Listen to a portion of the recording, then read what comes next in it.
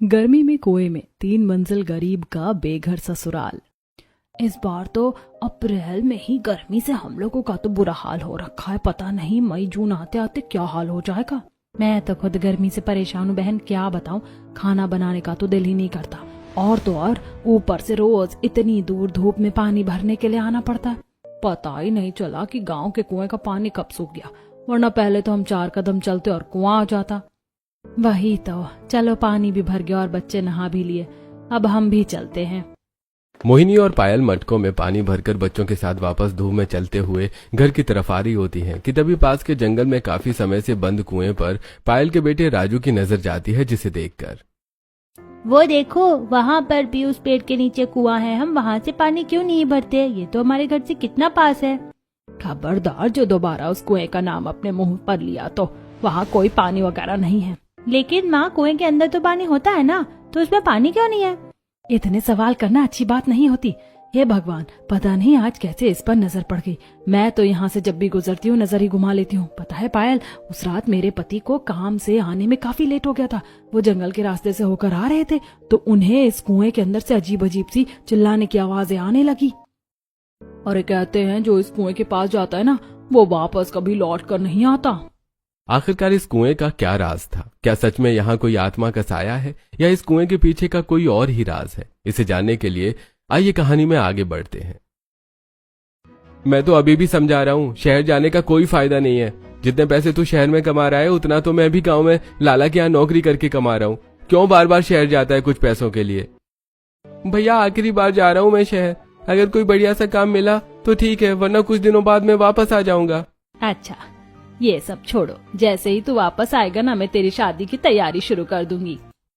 अपनी शादी की बात सुनकर प्रदीप शर्माने लगता है, जिसे देखकर उसकी बहन काजल, क्या बात है भैया, आप तो बिल्कुल लड़कियों जैसे शर्मा रहे हो।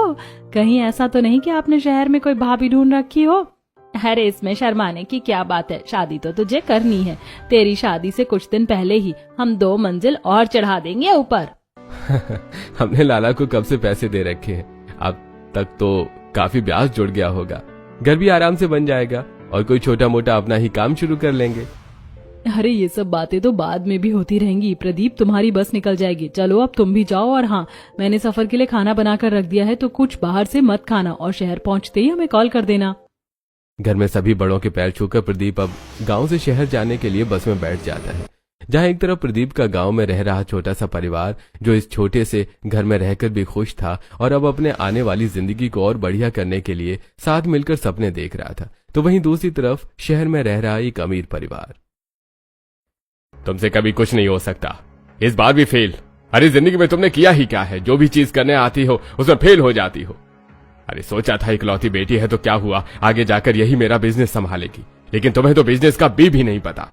पापा, मैंने सच में बहुत मेहनत करी थी। मैं नहीं जानती कि मेरे कैसे मार्क्स कम आए। आप फिक्र मत करिए, मैं दोबारा से ट्राई करूंगी। तुम्हारी पूरी जिंदगी तो सिर्फ कोशिश में ही निकल सकती है, तुमसे कभी कुछ नहीं होगा। तुम हर चीज में फेलियर हो। अच्छा हुआ तुम्हें जन्म देने के बाद तुम्हारी माँ गुजर गई, अगर आज वो जिंदा होती ना तो तुम्हें इस तरह देखकर उसे काफी दुख होता। अपने पिता के मुंह से ऐसी बात सुनकर निहारिका को काफी दुख होता है, और अब वो सीधा रोते हुए एक बस स्टैंड पर आकर बैठती है, जहां कुछ ही देर में प्रदीप की बस आकर रुकती है। और जैसे ही प्रदीप निहारिका को देखता है तो वो उसके पास आता है। मैं जानता था कि तुम मुझे यहाँ जरूर मिलोगी। कैसी हो तुम? पता है मैंने तुम्हें बहुत याद किया। ठीक हूँ, तुम कैसे हो? निहारिका, तुम्हारी आवाज से लग रहा है कि तुम परेशान हो। क्या हुआ मुझे बताओ, फिर से पापा से झगड़ा हुआ है क्या? दरअसल प्रदीप निहारिका का बॉयफ्रेंड था। अपने बॉयफ्रेंड के पूछने पर निहारिका अब उसे रोते रोते सारी बात बताती है, जिसे सुनकर निहारिका, वो पिता हैं, उनका गुस्सा करना जायज है, पर तुम फिक्र मत करो, वो तुमसे ज्यादा देर गुस्सा नहीं रहेंगे। चलो अब ये सब बातें छोड़ो। वैसे तुम्हें ये बस स्टैंड याद तो है ना? इससे हमारी कितनी सारी यादें जुड़ी हैं, और सबसे खास वो दिन जब तुम मुझे पहली बार मिली थी। हाँ, उस दिन को मैं कैसे भूल सकती हूँ। कुछ महीनों पहले जब प्रदीप गांव से पहली बार शहर आया था तो उसने निहारिका को उसी बस स्टैंड पर दुखी बेतार देखा था, जिसे देखकर प्रदीप उसके पास जाता है। मैडम, मैं काफी देर से देख रहा हूँ आपको, आप थोड़ी सैड लग रही हैं, सब ठीक तो है ना? तुमसे मतलब, जाओ यहाँ से। अरे मैडम, आप मुझे बता सकती हैं, मैं कोई ऐसा वैसा लड़का नहीं हूँ, आप आराम से विश्वास कर सकती हैं मुझ पर। कौन हो तुम और क्यों परेशान कर रहे हो? जाओ। निहारिका प्रदीप को धक्का देने के चक्कर में निहारिका उसे बहुत तेज नाखून मार देती है, जिससे प्रदीप के हाथ से खून निकलने लगता है। ये देखकर निहारिका, आई एम सॉरी, मैंने सच में नहीं देखा था। जलन हो रही होगी ना, आप मेरे साथ चलिए, यहीं पास में एक मेडिकल की दुकान है। अब तो जख्म देने वाले मरहम भी लगाने लग गए हैं। कोई बात नहीं मैडम, आपका जख्म क्या मरहम क्या, हमारे लिए तो एक ही है। वैसे अब आपने जब मुझे चोट दे ही दी है और आपको इस बात पर अफसोस भी है, तो मैं क्यों ना मैं एक शांत जगह पर बैठकर आपकी प्रॉब्लम सुनूं। प्रदीप की बातें सुनकर निहारिका हंसने लगती है और जिसके बाद वो अब एक रेस्टोरेंट में जाते हैं, जहां निहारिका उससे खुलकर दिल की सारी बात बताती है। और उस दिन के बाद से प्रदीप और निहारिका की काफी अच्छी दोस्ती हो जाती है और जल्दी उनकी दोस्ती प्यार के रिश्ते में बदल जाती है। अरे चलो अब हम कुछ बाहर खाने के लिए चलते हैं, मुझे तो बहुत जोरों की भूख लग रही है। भाभी ने जो कुछ भी दिया था ना, वो तो रास्ते में ही चट कर गया मैं। भूख तो मुझे भी लग रही है, सुबह से कुछ नहीं खाया। अपने फेवरेट रेस्टोरेंट चलते हैं। निहारिका प्रदीप के साथ अपने फेवरेट रेस्टोरेंट में जाती है, जहां वो दोनों बैठकर बातें करते हुए लंच करते हैं। और अब ऐसे ही 2 दिन गुजर जाते हैं। पापा 2 हफ्ते बाद मेरा बर्थडे है, मैं सोच रही थी इस बार आप और मैं किसी ट्रिप पर चलें। कितना टाइम हो गया है साथ में कहीं गए हुए। अगले हफ्ते मेरी एक बिजनेस ट्रिप है, मैं नहीं आ पाऊंगा, लेकिन मैं तुम्हारे अकाउंट में पैसे ट्रांसफर कर दूंगा, तुम्हें जहां घूमना है तुम घूम लेना। केतन, मेरे अकाउंट से निहारिका के अकाउंट में 5 लाख रुपए ट्रांसफर कर दो। जी सर। राजेश का पर्सनल असिस्टेंट केतन निहारिका के अकाउंट में पैसे ट्रांसफर कर देता है और अब नाश्ते के बाद राजेश और केतन ऑफिस के लिए निकल जाते हैं। तो वहीं निहारिका, पापा को क्यों लगता है कि हमेशा पैसा ही इम्पोर्टेंट है। मुझे पैसा नहीं, पापा का टाइम चाहिए, लेकिन इन्हें तो बस पैसा ही दिखता है। निहारिका उदास होकर अपने कमरे में चली जाती है। तो वहीं दूसरी तरफ ऑफिस में, केतन, आज शाम को हमारी कोई मीटिंग नहीं है ना? एक काम करो, तुम खन्ना के साथ मीटिंग फिक्स करो मेरी। लेकिन सर, उनके साथ तो कल ही मीटिंग हुई थी आपकी, और अगली मीटिंग अगले हफ्ते है। इस बार हम किसी बिजनेस मीटिंग के लिए नहीं मिल रहे हैं। खन्ना के बेटे आशुतोष से मैं अपनी बेटी के रिश्ते की बात करूंगा। काफी अच्छा बिजनेस संभाला है उसने अपने पिता का। एक ऐसा ही दामाद मुझे भी चाहिए जो मेरी बेटी से शादी के बाद मेरे बिजनेस को भी हैंडल करे। मैं तो इन्हें देखता ही नहीं हूँ। 4 साल से मैं दिन रात आधे से ज्यादा टाइम इनके पीछे करके घूमता रहता हूँ, और ये है कि कुछ भी हो जाए, निहारिका से तो मैं शादी करके ही रहूंगा, और शादी के बाद ये सारी प्रॉपर्टी मेरी होगी। केतन निहारिका से शादी सिर्फ उसकी प्रॉपर्टी को पाने के लिए करना चाहता था, जिस बात से राजेश पूरी तरह से अनजान था। तो वहीं आज हफ्ते भर निहारिका प्रदीप से मिलती है। अच्छा ये बताओ, तुमने अपने घर में हमारे बारे में बताया? क्योंकि माँ चाहती है कि अब मैं जब गाँव आऊं तो फौरन शादी कर लूं। तुम्हें तो मेरे पापा के बारे में पता है ना, मुझे उनके साथ बात करने का टाइम मिलता ही नहीं है। कहने को हम एक ही घर में रहते हैं, लेकिन हफ्ते में अगर 2 बार मैं अपने पापा को देख लूं ना तो बहुत बड़ी बात है। बस जैसे ही टाइम मिलेगा तो मैं उनसे हमारे बारे में बात करती हूँ। मुझे पता है आसानी से तो वो मानेंगे नहीं, पर मैं पूरी कोशिश करूंगी। पर मुझे तुम पर पूरा भरोसा है। प्रदीप और निहारिका अब एक दूसरे का हाथ पकड़ते हैं और रोड पर घूमने लगते हैं। तभी उनके बगल से ही केतन अपनी बाइक लेकर गुजरता है, और जब वो निहारिका को एक लड़के का हाथ पकड़े यूं घूमता देखता है तो, निहारिका ये किस लड़के के साथ घूम रही है? दिखने में तो गरीब फटीचर लग रहा है। अगर मैंने इसके बाप को इस बारे में बता दिया तो वो कितना खुश होगा, और क्या पता कि वो इसकी शादी फिर मुझसे ही कर दे। केतन छुपकर प्रदीप और निहारिका की फोटो ले लेता है और अब उस फोटो को सीधा राजेश को भेजता है, जिसे देखकर राजेश गुस्से से आग बबूला हो जाता है। और जैसी निहारिका घर आती है तो वो उसे एक जोरदार थप्पड़ मारता है। पापा, आज तक तो सिर्फ आप मुझे डांटते थे, मेरी इंसल्ट करते थे, और आज आपने मुझ पर हाथ उठाया। जो तूने हरकत करी है ना, उस हरकत के बाद तो कोई भी ऐसा ही करेगा। कौन है वो लड़का जिसके साथ तू हाथ में हाथ डालकर घूम रही थी? अगर मेरी किसी जान पहचान वाले ने देख लिया होता तो क्या इज्जत रह जाती मेरी। मुझे नहीं पता पापा, क्या आपको मेरे और प्रदीप के बारे में किसने बताया, लेकिन मैं प्रदीप से बहुत प्यार करती हूँ और वो बहुत अच्छा है। मैं उसके बारे में आपको बताने ही वाली थी। वो कितना भी अच्छा क्यों ना हो, लेकिन मुझे इससे फर्क नहीं पड़ता। तेरी शादी मेरे पार्टनर के बेटे से होगी, समझी तू? राजेश निहारिका को कमरे में बंद कर देता है, लेकिन कहते हैं ना कि जब जिस पर प्यार का जुनून सवार हो तो उसे कोई नहीं रोक सकता। निहारिका घर से भाग जाती है और अब वो प्रदीप के साथ कोर्ट मैरिज कर लेती है। लेकिन जब तक इस बात का पता राजेश और केतन कोर्ट पहुंचते हैं, तब तक उनकी शादी हो जाती है। तूने अपनी मनमर्जी से ही कर ली ना, आज के बाद तेरा मुझसे कोई रिश्ता नाता नहीं है।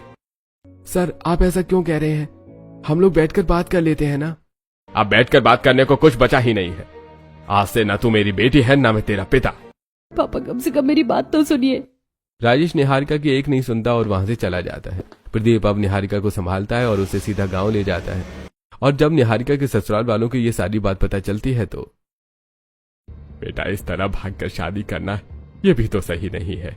और तुम्हारे पिता तो इतने बड़े आदमी हैं, कहीं उन्होंने कुछ कर दिया तो? हम तो ठहरे गरीब आदमी, तुम्हारे पिता के खिलाफ एक आवाज भी नहीं उठा पाएंगे। आप फिक्र मत करिए, मेरे पापा सिर्फ मुझसे गुस्सा है, इसमें आप लोगों की कोई गलती नहीं है। और वो जैसे भी हैं, लेकिन गरीब और बेकसूर लोगों के साथ कभी कुछ नहीं करते। निहारिका को सिर्फ आप लोगों के प्यार की जरूरत है।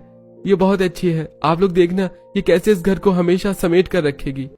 मुझे तो पहले से पता था कि भैया का शहर में चक्कर चल रहा है। क्यों भाभी, कहा था ना मैंने आपसे। तुझे तो बस हर वक्त मजाक ही सूझता है। निहारिका, तुम थक गई होगी ना, और थोड़ा आराम कर लो। अनीता निहारिका को कमरे में ले जाती है और इसी तरह अब शादी का दिन गुजर जाता है। अगले दिन निहारिका जब उठकर कमरे से बाहर निकलती है तो देखती है कि मैंने पराठे निकाल दिए हैं प्लेट में, तुम जब तक रायता बना लो, मैं चाय छान लेता हूँ। हाँ, बन गया है, बस सिलबट्टे पर चटनी पीस रही हूँ। माँ, मैंने पानी रख दिया है, दादा दादी भी आ रहे हैं नाश्ते के लिए। सुबह सुबह सभी को एक साथ नाश्ते की इस तरह तैयारी करता देखकर निहारिका को काफी अच्छा लगता है। और जब सब साथ बैठकर हंसी मजाक करते हुए नाश्ता कर रहे होते हैं तो मेरे घर पर कितनी बड़ी डाइनिंग टेबल है, नाश्ते के लिए भी वहाँ कितनी सारी चीज होती थी, लेकिन फिर भी कितना अकेलापन महसूस करती थी मैं। लेकिन यहाँ देखो, न 10 तरह की खाने की चीज है, न डाइनिंग टेबल है, लेकिन ये सभी में कितना प्यार है। जो चीज निहारिका बचपन से अपने मायके में तरसती आई थी, वही चीज अब उसे उसके ससुराल में मिल रही थी। सभी का प्यार ख्याल पाकर निहारिका काफी ज्यादा खुश थी। और अब समय बीतने के साथ साथ निहारिका अपने ससुराल की जिम्मेदारियों को भी अच्छे से निभाने लगती है। लेकिन दिन पर दिन बढ़ती गर्मी की वजह से निहारिका की तबीयत अक्सर खराब हो जाया करती थी। आप ठीक तो है ना? आपको चक्कर कैसे आ रहे हैं? आप बैठिए, मैं पानी लेकर आती हूँ। वो गर्मी में अक्सर मेरा बीपी लो हो जाता है। इतनी गर्मी में रहने की आदत नहीं है ना, इसलिए शायद चक्कर आ गए। आपके घर में तो कितने एसी होंगे, लेकिन यहाँ तो एक कूलर भी नहीं है। ऊपर से सभी लोग इस छोटे से घर में रहते हैं तो और ज्यादा उमस हो जाती है। आप बैठिए, मैं नींबू पानी बनाकर लाती हूँ। इसी तरह कुछ दिन गुजरते हैं। ऐसे ही एक दिन जब कड़कड़ाती दोपहर में निहारिका और अनीता नदी से पानी भरकर घर लौट रही होती हैं तो शहर से ज्यादा तो गांव में गर्मी है, ऊपर से पानी लेने के लिए भी कितना दूर जाना पड़ता है। मेरे तो पैर जवाब दे दिए, इसीलिए तो आज मैंने एक बाल्टी एक्स्ट्रा भरी है। घर जाते सबसे पहले नहा लूंगी। देखो कैसे पूरा ब्लाउज पसीने से भीगा पड़ा है। दोनों देवरानी जिठानी बातें करते हुए आ रही होती हैं कि तभी वो पड़ोस की दो औरतों को इस जंगल वाले कुएं के बारे में बात करता सुनती हैं। अरे तुमने सुना, वो जंगल वाला कुआं है ना, उसके पास अपने गांव का एक आदमी शराब पीते पीते नशे की हालत में पहुंच गया और अगले दिन उसकी वहां लाश मिली। वहां की चुड़ैल ने उसे आदमी को मार दिया होगा। कमला और सरस्वती की ऐसी बातें सुनकर निहारिका, भाभी, ये औरतें किस बारे में बात कर रही हैं?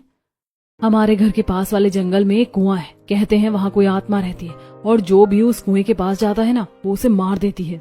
2026 में भी आप अभी इन बातों पर विश्वास रखती हैं? हर चीज मजाक नहीं होती, ये सच है और तुम भी इसे मान लो तो सही रहेगा। अनीता की बात सुनकर निहारिका बड़ी मुश्किल से हंसी को कंट्रोल करती है। इसी तरह अब कुछ दिन गुजर जाते हैं। अब तो लाला से हमारे पैसे ले ले, अच्छा खासा ब्याज बन गया होगा। अब उन पैसों से जल्द 2 मंजिल और चढ़ा देंगे, सब एक मंजिल पर हो जाएंगे। और अगर पैसे बच गए तो इस बार तो नया कूलर आ ही जाएगा। हाँ माँ, बस कुछ दिन और फिर मैं लाला से इस बारे में बात करता हूँ। मम्मी, मेरा कमरा अलग बनवाना। मैं इस चुड़ैल के साथ नहीं रहूंगा, मुझे मेरा अपना अलग कमरा चाहिए। तो मुझे इस बंदर के साथ रहने का कोई शौक नहीं है, मुझे भी अपना अलग कमरा चाहिए। दोनों बच्चों को अपने अपने कमरे के लिए लड़ता देखकर सभी हंसने लगते हैं। लेकिन कहते हैं ना कि खुशियों को नजर लगते देर नहीं लगती। इससे पहले यह पूरा परिवार अपने नए घर का सपना पूरा कर पाता कि तभी शहर से एक बुलडोजर आता है जो जबरदस्ती उनके घर को तोड़ देता है। ये भगवान, ये क्या हो गया? अरे आग लगे तुझ में, कीड़े खाए तुझे, गरीब का घर उजाड़ा है, तू कभी खुश नहीं रहेगा। किसी को भी कुछ समझ में नहीं आ रहा होता कि ये आखिरकार ये सब करवाया किसने कि तभी वहां अपनी गाड़ी से केतन आता है। मैं आने में लेट हो गया निहारिका, आई एम सॉरी। मैं तुम्हारे घर को नहीं बचा सका। जब मैंने सुना कि तुम्हारे पापा तुम्हारे ससुराल तोड़ने के लिए बुलडोजर भेज रहे हैं तो मैंने उन्हें रोकने की बहुत कोशिश करी, लेकिन मैं नाकामयाब रहा। ये सब पापा ने किया है, लेकिन वो तो कभी किसी के साथ गलत नहीं करते। उन्होंने किसी और के साथ नहीं बल्कि तुम्हारे साथ गलत किया है। मुझे नहीं पता था कि वो इतने बुरे इंसान हैं। तुम्हें किसी भी चीज की जरूरत हो तो तुम मुझे बता सकते हो। पैसा, घर, मैं हर चीज दूंगा। अरे आपने इतना कह दिया, वही हमारे लिए काफी है। प्रदीप की बात सुनकर केतन वहां से चला जाता है, जिसके बाद अब सतीश सीधा लाला के पास अपने पैसे लेने के लिए जाता है। लेकिन लाला अब आखिरी वक्त पर मुकर जाता है। अरे कौन से पैसे? कोई पैसे वैसे नहीं है मेरे पास। अरे मैं लाला हूँ, मैं लोगों को पैसे ब्याज पर देता हूँ, लेता नहीं हूँ। अरे क्यों झूठ बोल रहे हो आप? लोगों को पैसे देते हो ब्याज पर, इसलिए तो मैंने आपको अपने पैसे दिए थे ताकि आप इस पर ब्याज देकर मेरा मुनाफा करवा सको। मुझे पैसे की जरूरत है, दे दीजिए मुझे मेरे पैसे। अरे नहीं नहीं, नहीं है मेरे पास कोई पैसे। अब जा रहा है यहाँ से या ना अपने आदमियों को भेजूं? कोई और तेरे पास सबूत है कि तूने अपने पैसे मेरे पास रखवाए थे? नहीं है ना? जब हो तो आना, जाओ। सतीश लाला के यहाँ पर ही काम करता था, तो वहीं इतने सालों की जान पहचान, अब भरोसे के नाते सतीश ने पेपर नहीं बनवाए थे जिसका सिला आज उसे मिला था।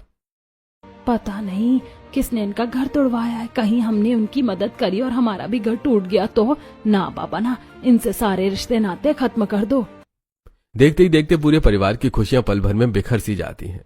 आप लोग मुझे माफ कर दीजिए, मैंने नहीं सोचा था कि मेरी वजह से आप लोगों को इस तरह बेघर होना पड़ेगा।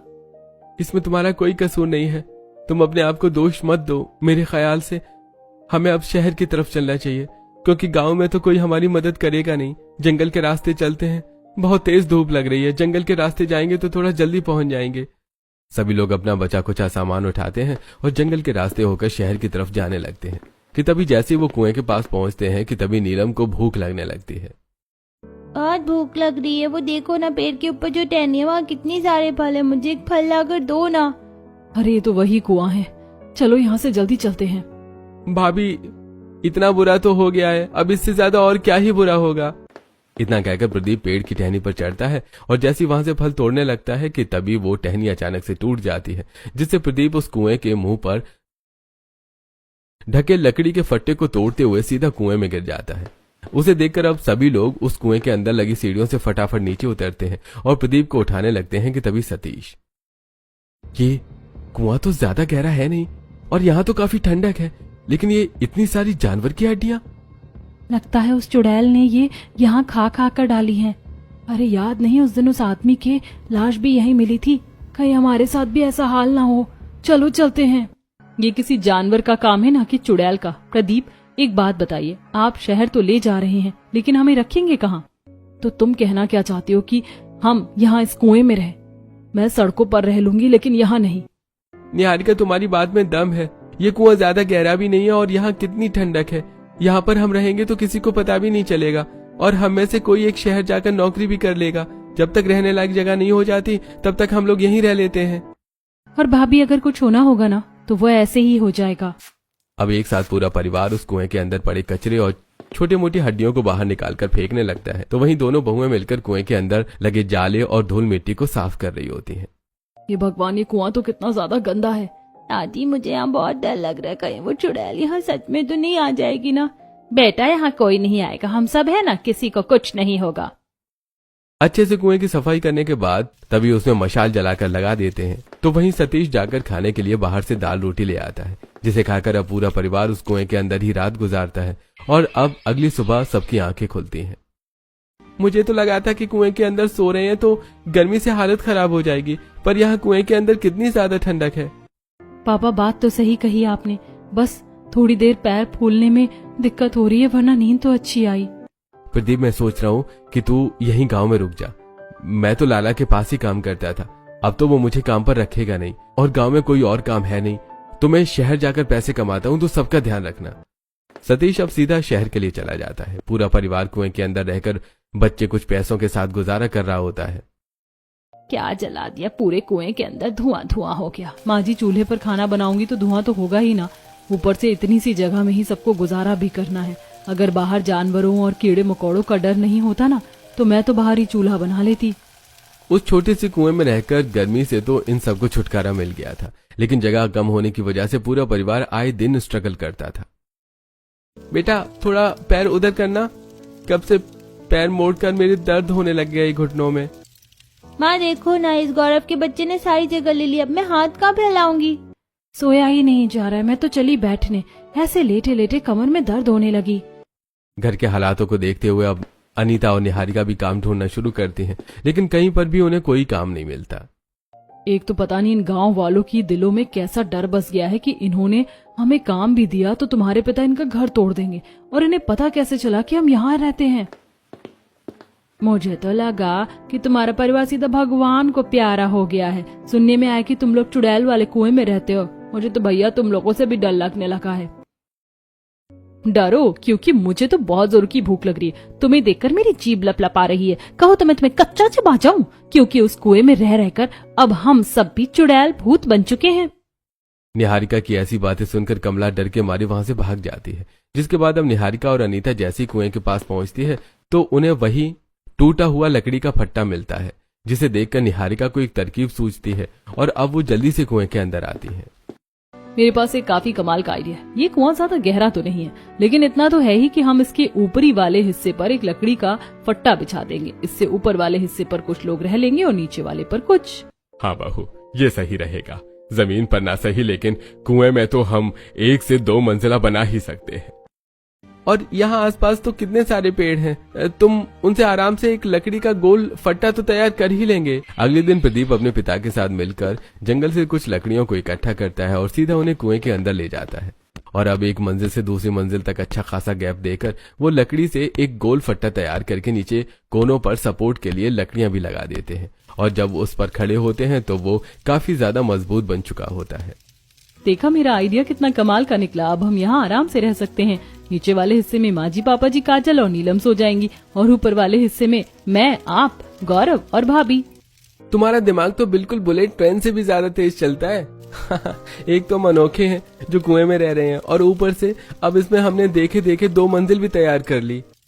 पूरा परिवार अब आराम से उस कुएं के अंदर बने 2 मंजिला घर में चैन से सो पा रहा था। तो वहीं गांव के कुछ लोगों ने देखकर, इन लोगों ने तो कुएं के अंदर ही गुजारा कर लिया।